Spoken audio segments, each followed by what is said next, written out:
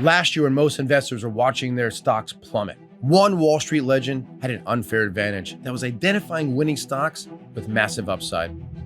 Like Riot Blockchain before it shot up 10,090%, Digital Turbine before it shot up 789%, Overstock.com before it shot up 1,050%. This power gauge comes from the legendary Mark Chaikin. Right now, you can get a free in-depth look at how his power gauge system works. A way to type in any of 4,000 different tickers and see exactly where the stock is most likely to go next and in any type of market. Simply go to powergaugepreview.com for a free look. Again, that's powergaugepreview.com.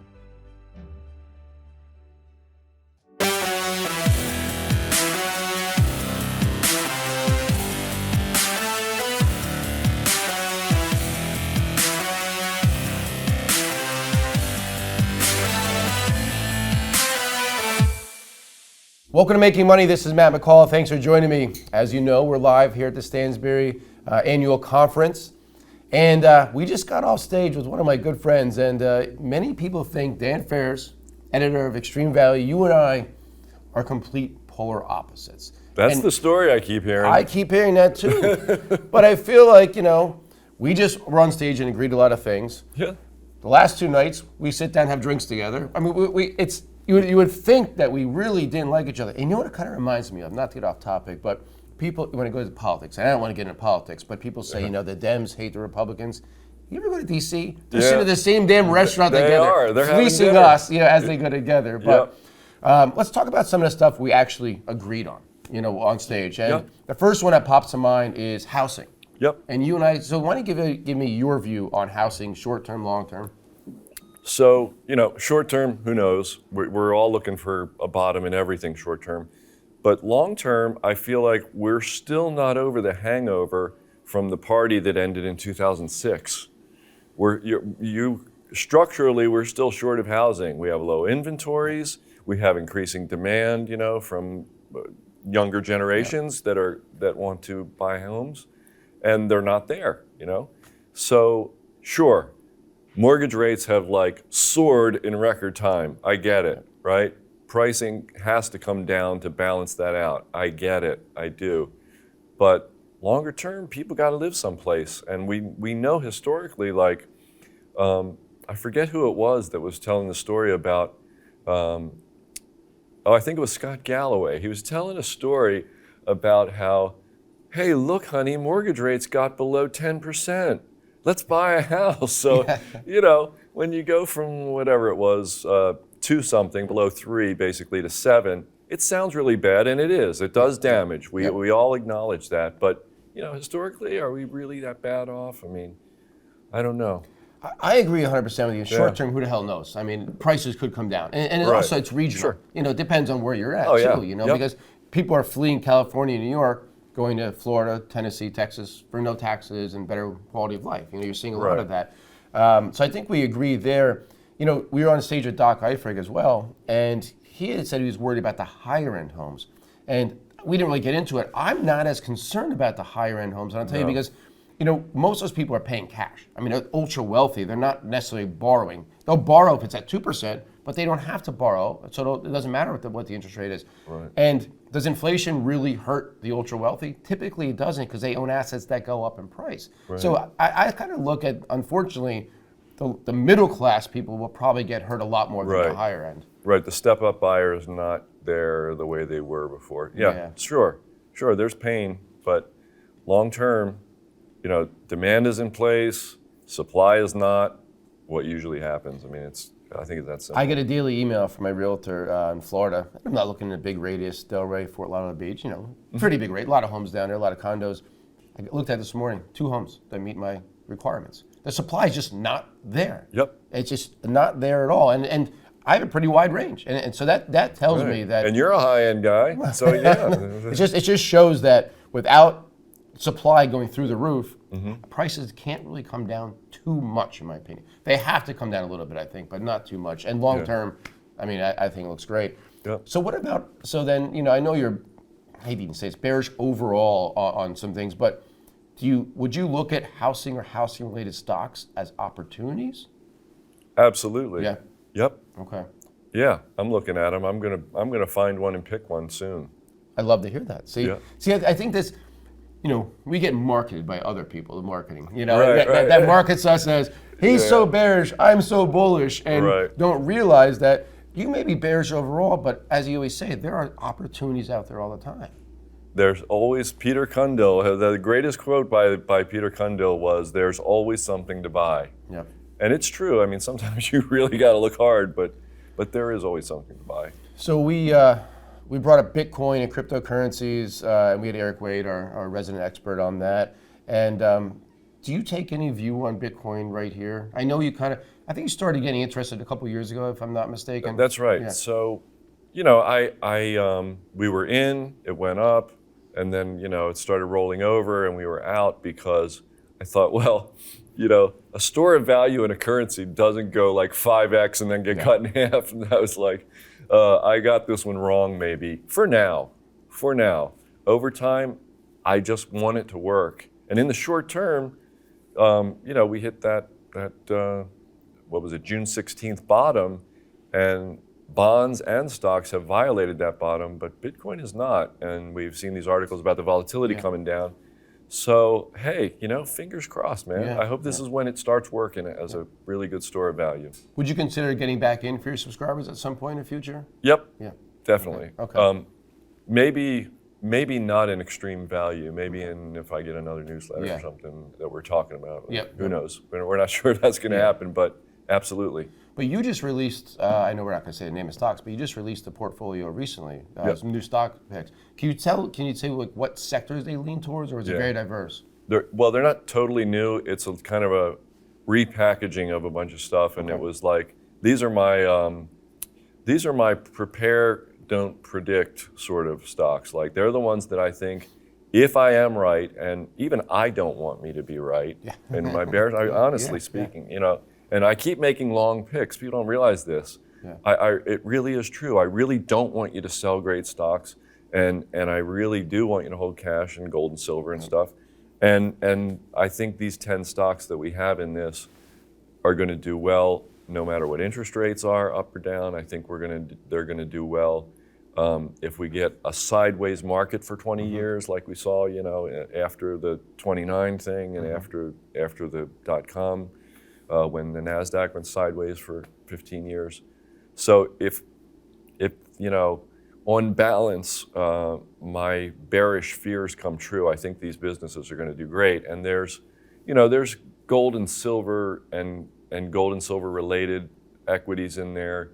There's renewable energy in there. And there's insurance, which is, I think, a wonderful inflation play. Or not. Insurance is going to do great, but as an inflation play, the asset values go up, the premiums go up. It's great. So there's a lot of stuff in there that you actually might not expect to sort of protect you in inflation. And to me, it's like, inflation or not. I just want to be prepared. I make these predictions, but people don't understand. The predictions aren't the words. The predictions are when the rubber meets the road and you allocate the capital. That's your prediction. Yeah. Yep.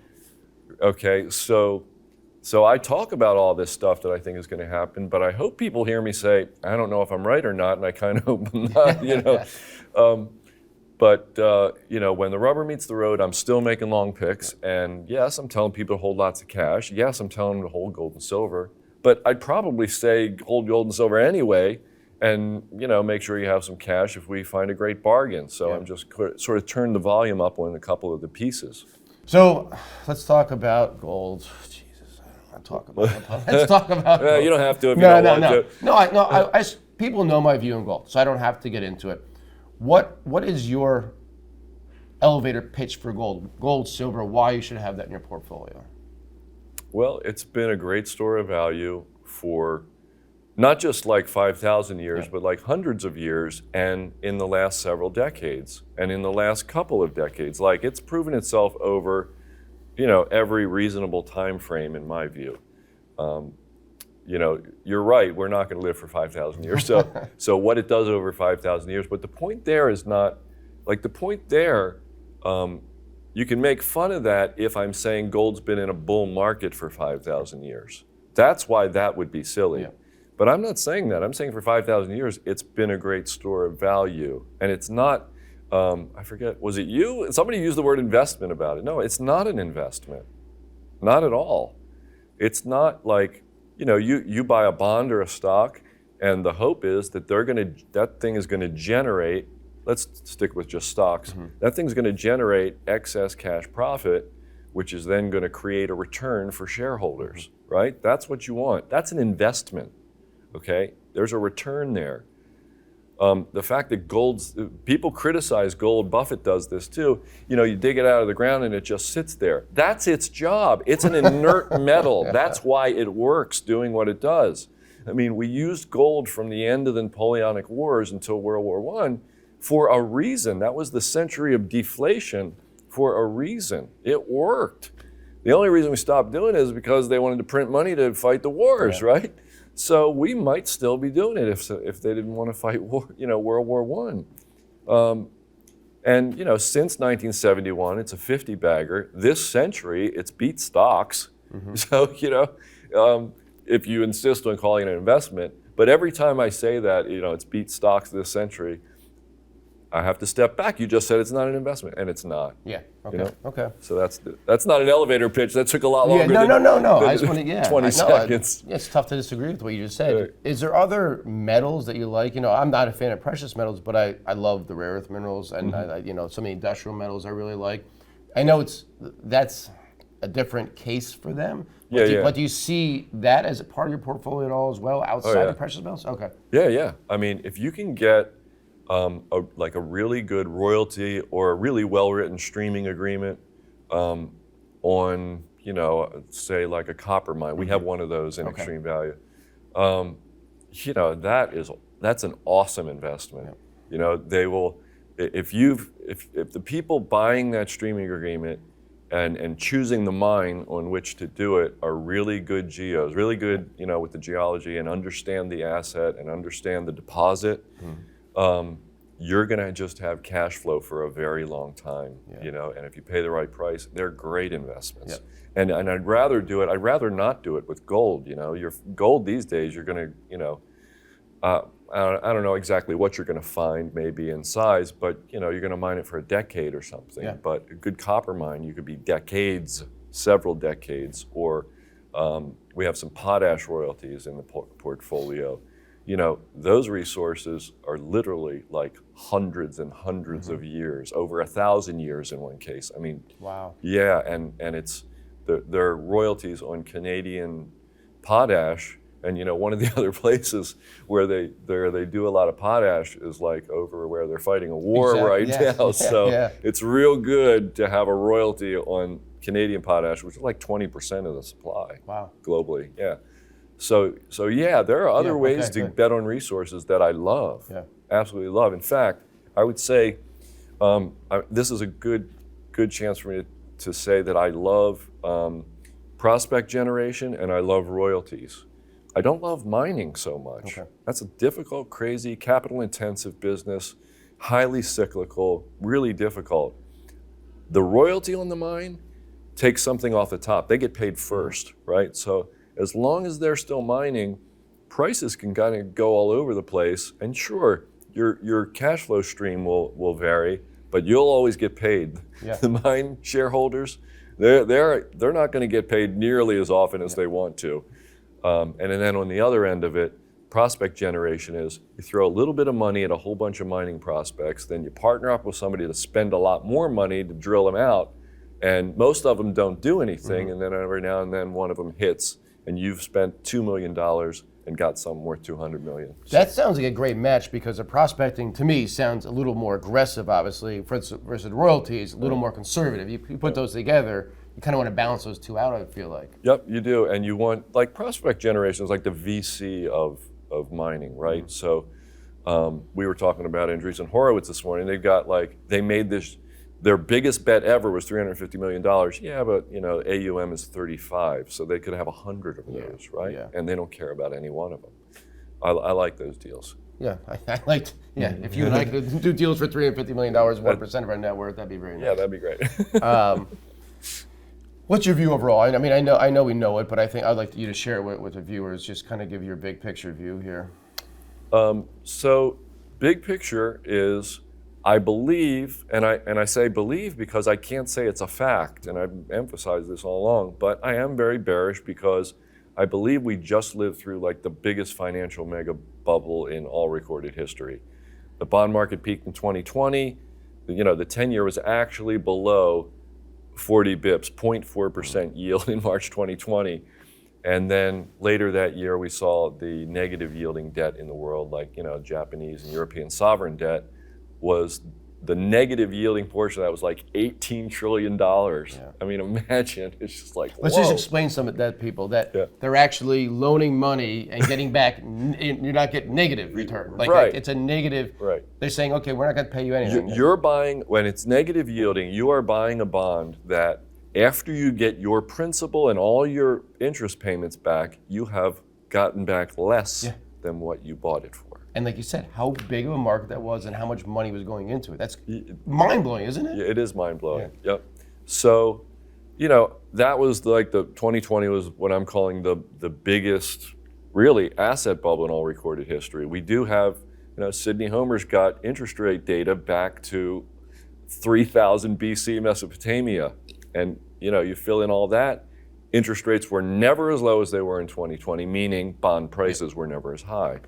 So then we get around to 2021, and I just see the classic market peaking cycle. All the garbage peaks first in the first quarter of 2021, the cannabis, the SPACs, the garbage-ear tech, that you don't want to have.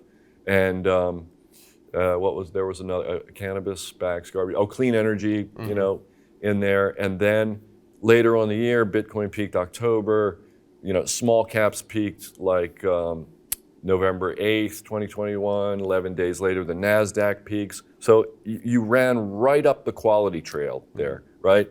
Garbage, Bitcoin, small caps, NASDAQ. Yeah.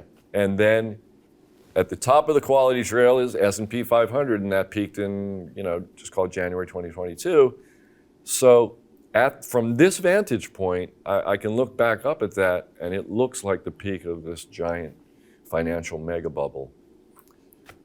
Problem with trying to figure out what comes next is you can't do it because there's no data. Like if you're trying to average across bear markets, I think you can't do it because this is different.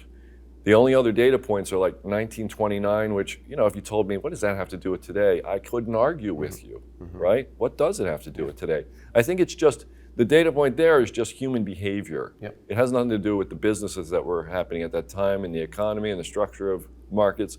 It just means humans can behave like this, and they behaved in 1929, they behaved that way in March of 2000, they behaved that way December 1989 in Japan. And that market's still going sideways. 33 years, still hasn't gotten back to the top in 1989. So, whoa, that's a little scary because there are parallels from back then to now. The central bank popped that bubble by raising rates. That sounds familiar, And they had the real estate speculation and all of it. It's like, oh gosh, that feels too analogous to the present moment. Is there any concern against the bearish argument that the Fed, because they're the wild card here to me, the Fed's the wild card, that at some point, this is just assume inflation middle of next year starts rolling over, getting close to their goal, let's say, that they quickly stop and even go to the point of pivoting and blowing money back in the market. I mean, it would be inflated, but stocks would go back up, wouldn't they? I mean, it'd be artificially inflated, but I mean, I can't put it past the Fed going into a potential election year coming up, a year, 2 years from now. Like, I'm not saying they should do that or I want them to do that, but I can envision, it wouldn't surprise me if it happens, put it that way. What these numbskulls will do, we have no idea. Absolutely.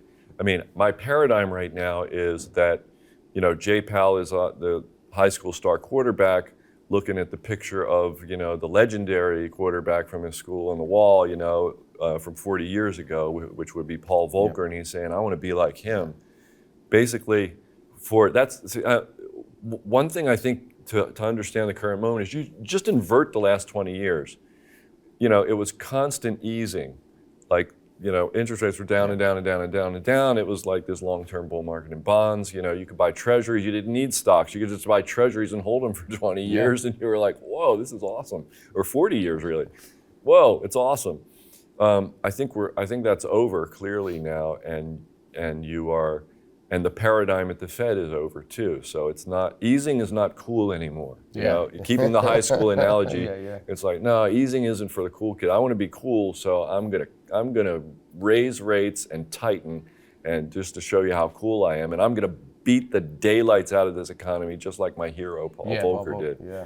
And it's okay because he did it, and he's a hero, so I can do it too and be a hero, right? But look, if they chicken out, that is their history. They always chicken out and turn around and ease again. So, I can make a prediction. I can say this is my paradigm for what they'll do. But in the end, the real prediction is when the rubber meets the road and we make the recommendations and tell people where to allocate the capital. And I'm not making a direct bet that he'll do one or the other. I agree. I'm not either. I'm just kind of throwing potential out there. But before I let you go, I ask every guest the old island question, I call it. So if we send you and the family to a beautiful island for the next 10 years, no phones, no cell phone. You probably love that, right? No phones, nothing. Yeah. You're like, send me, man. Send me, man. What's the one investment you'd be okay with 10 years, look away, come back? It could be a sector, stock, asset class, anything. Oh, look away, come back, 10 years.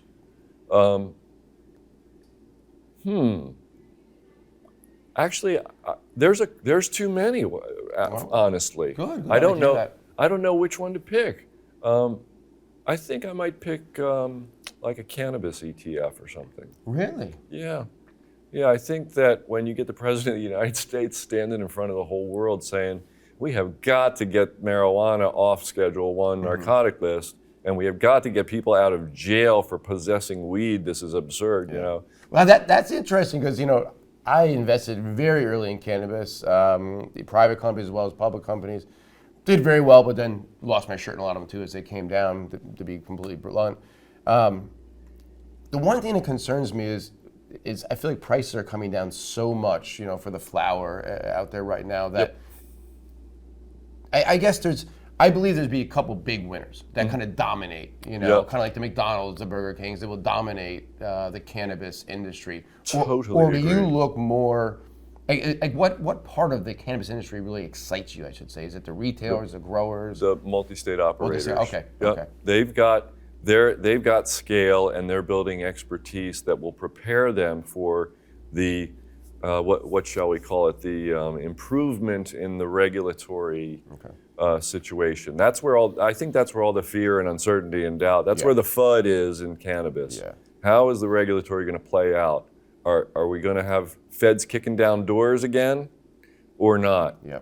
People honestly don't know, and I don't think we are. I think it's going to go in the right direction. It won't be a straight line. So. Yeah. It'll be 2 steps forward, 1 step back. But I think overall, I'm 60. Hopefully, if I live to be my old man's age, he was 96, God bless him.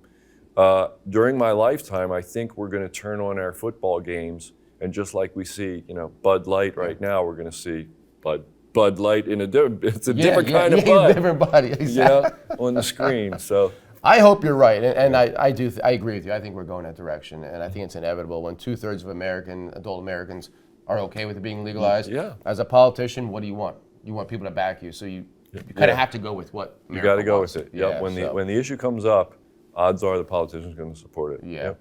Thank you so much, Dan. It's great. First time on the show. I've been on your show so many times. Thank you so much for coming on. And I love the cannabis recommendation because we have so many guests. We've never had that one. I love something new coming out of you. But once again, thanks so much for joining us, Dan. First time on here. I love it. You'll be back on soon. But everybody out there watching, if you want to know more from Dan, Extreme Value, what's one of the greatest publications. Again, we may not seem like we agree, but I've seen the stocks that just came out, kind of re-recommended portfolio. I love them.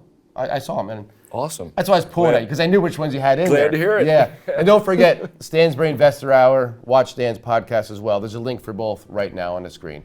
But once again, Dan Ferris, Extreme Value, Stansberry Investor Hour. Thank you so much.